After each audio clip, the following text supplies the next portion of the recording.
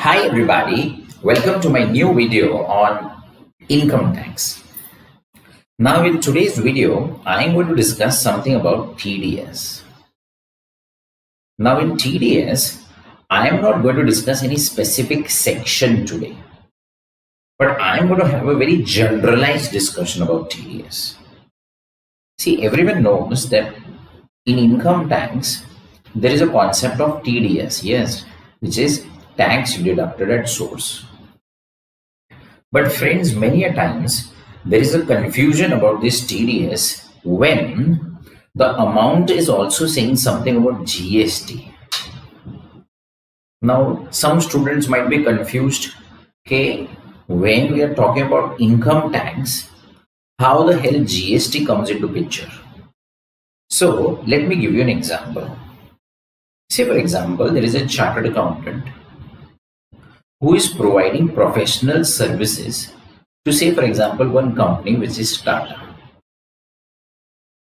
Now what happens when I'm providing my services? Obviously, after the services are completed, I will also raise an invoice. So if I want to charge money from Tata, I will have to raise an invoice. Now say, for example, the invoice amount is 100. Now, as a chartered accountant who is providing services, I am also supposed to collect GST from Tata, because we all know GST, which is goods and service tax. So whenever a person is providing services, and obviously if the person is registered, he's having a turnover of more than 10 lakh, 20 lakh, whatever in respective states. So he is also supposed to collect GST, right? This is a very basic knowledge which we all know. So supposingly I raise an invoice of 100. So I also have to raise an invoice which is also including GST. Now, for the purpose of simplicity, I am not writing CGST or SGST or IGST. I am just writing GST, which is 18%, which is an example. So, in my invoice, along with 100, I will also be charging 18 GST. So, my total invoice would be of 118. So when I raise an invoice and give a bill to the Tata accounts office, they will get an invoice which will read 100 plus GST 18 and the total is 118. Now Tata will be making a payment to me, correct? Now everyone knows when you make a payment of professional fees, when you make a payment of professional fees, and if the payment is more than 30,000, there is one section in income tax which is 194J. Now, as per this section, when you make a payment of professional fees of more than 30,000, you are supposed to deduct TDS. Now, obviously, over here, I've taken just an example of 100. This is for simplicity, okay? In practical life, I'm not going to raise 100. I'm not going to provide any small service, right? I will give a bill of 1 lakh, 10 lakh, 20 lakh, etc. Okay, so only for simplicity, I have written 100 over here so that we can understand the example properly. So my main point is, when Tata will deduct TDS under section 194J, the percentage is 10%, right? So now Tata is supposed to deduct 10% TDS on the bill of professional services which I have given. Now the question is, 10% of what? Tata will deduct 10%, but 10% of what? Is it going to be 10% of 100 or is it going to be 10% of 180? So the main question which we are discussing today is whether the amount of TDS is inclusive of GST, whether we are supposed to apply the percentage and amount which is inclusive of GST, or whether we are going to apply the percentage and amount which is exclusive of GST. So 10% of what? Yes, I know in TDS there are various percentages. Sometimes it is 10%, sometimes 1%, sometimes 2%, sometimes 5%. But the question is not about percentage over here. The question is whether we are supposed to apply the percentage and amount which is exclusive. In my example, 100 is exclusive of GST and 118 is inclusive of GST, correct? So dear friends, as per CBIC, which is Central Board of Indirect Tax and Customs, they have issued a circular saying that the 10% amount would be on the amount which is exclusive of GST. So in my given example, what Tata is supposed to do is, from 100, they will deduct 10%, which would be 90. So 10% would be 10, I mean, but after deducting, it would be 90. So after deducting 10%, what Tata is supposed to give me is 90, plus they are also supposed to give me the 18 GST, right? So what Tata will do is, they will deduct 10% of 100. So after deducting, the net amount would be 90 plus 18 GST, because GST amount they are going to supposed to give me full, right? So they will give me 18, and hence they will give me 108 amount. So the net amount which they are supposed to give me is 108, which is 10% after deducting 100. After deducting from 100 and the amount of GST, and then the total amount which Tata is supposed to give me is 108. So my dear friends, the conclusion over here is, as per CBIC circulars, whenever the bill amount is inclusive of GST, the amount of TDS, the percentage of TDS should be applied on the amount which is exclusive of GST. So I think this is very simple, right? But to finalize this video, to make this video complete, I would also like to take an example over here. Okay, now let us take an example. See, Pratik raised a bill on Tata for consultancy charges. The invoice also includes 18% GST, which was charged separately. Tata, after deducting 10% TDS, paid 7,30,000 to Pratik. Calculate the amount of GST.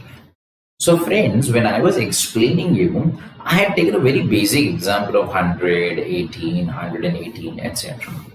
But now in this example, if you wish, even you could write this example in your notebook. But in this example, what I have taken is, Tata, after deducting 10% TDS, has paid 730. So if you observe the amounts very well, I have given only one amount in this question, which is 7,30,000. I have not given what was the bill amount. I have not given what was the GST amount. I have not given any such things, whether what was the amount inclusive of GST, what was the amount exclusive of GST. So this question is without the bill which was charged. I have not said what was the amount exclusive of GST. I have not said what was the amount inclusive of GST. I have just said that the amount paid by Tata was 7,30,000. Now see, we have to concentrate on the amount which is paid by Tata. And obviously this amount which is paid is after 10% TDS, correct? So see, if you observe very closely, the amount paid is 730. So if I relate this with this example, 108 is the amount which is paid by Tata. Because when Tata will see a bill of 118, what they will do is, they will deduct 10% TDS, plus they will add 18% GST. Obviously GST amount cannot change, because in the bill I have charged 18. So they are supposed to give me entire 18 of GST, alright. So only on the amount exclusive they will deduct TDS. They will give me 90 plus the amount of GST, and the total amount which they will pay to me is 108. Correct. So similarly, in this example, they are saying that they have paid me 730. So see, what we are supposed to do is, we are supposed to assume that the bill amount exclusive of GST was 100. Now, they themselves has given that the rate of GST was 18%. So in examination, we assume that the bill amount exclusive was 100, the GST amount was 18, so the total amount was 118. But when Tata will make the payment, they will make the payment only of 108, correct? So now the amount paid 730, The amount which is paid 730 is like 108.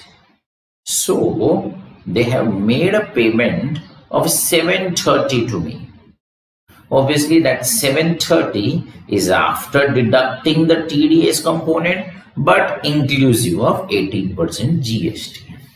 So now the 108 which Tata has paid me is 730. So what they are asking us is to calculate the amount of GST.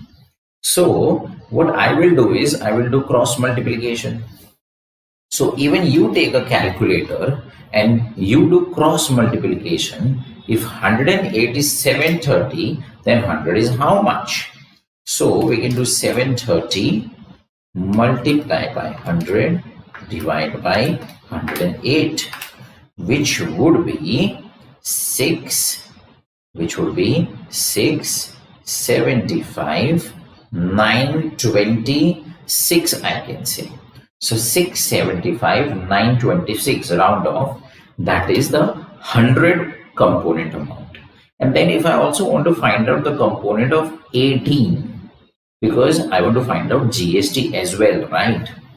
So what I will do is 7,30,000 multiply by 18 divide by 108, which would be 1,21,666, or you can say 667 or 66, whatever.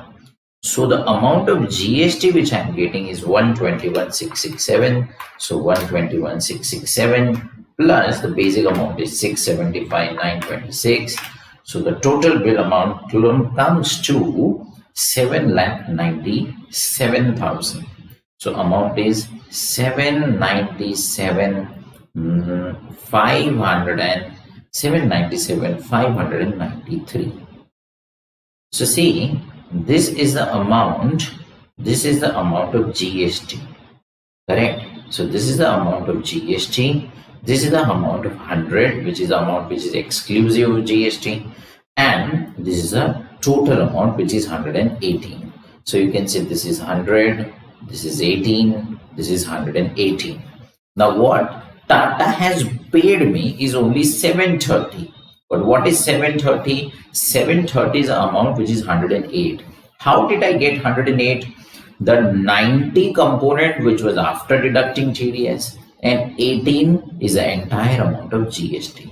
So in examination, if they ask you to calculate the amount of GST, in this case, then the amount of GST is 1,21,667. So if you want to, just cross verify whether 18% is proper amount or not, what we can do is 675,926 into 18%, which is absolutely correct, which is 121,667. Correct. Then again, if you want to cross verify, 675,926 plus this amount plus 121,667, and the total amount is 797,593. So guys, in examination, if they ask you to calculate the amount of GST, what we are supposed to do is first start with an assumption. We assume that the bill amount exclusive was 100. Then whatever is a GST percentage given in the question, we will write that percentage, and then we will write the amount which is inclusive of GST. Correct. Now the amount which is paid, the most important information, the amount which is paid. So the amount paid would be 90 plus 18, which is 108. So the amount paid is 730. So 730 is 108. And then once we have the amount of 108, then we can easily find out what is the bill amount, what is the GST amount, and what is the total amount. So this was everything about TDS when we are supposed to deduct it in the bill, which is also includes the amount of GST. Thank you very much. Bye bye. All the best.